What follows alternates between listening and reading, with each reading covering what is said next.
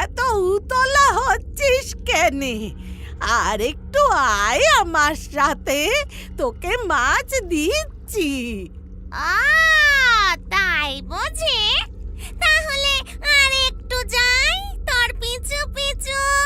এদিকে ক্ষান্ত বুড়ি যত জোরে হাঁটে, শাকচুন্নিও তত জোরে হাঁটে। কি রে, তুই আমায় মাছ দিলি না? আমাকে মাছ না দেওয়ার মতলব করেছিস তুই?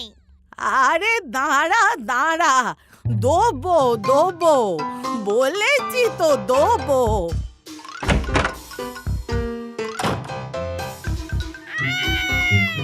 কি হলো, মাছ না দিয়ে ঘরে ঢুকে গেলি?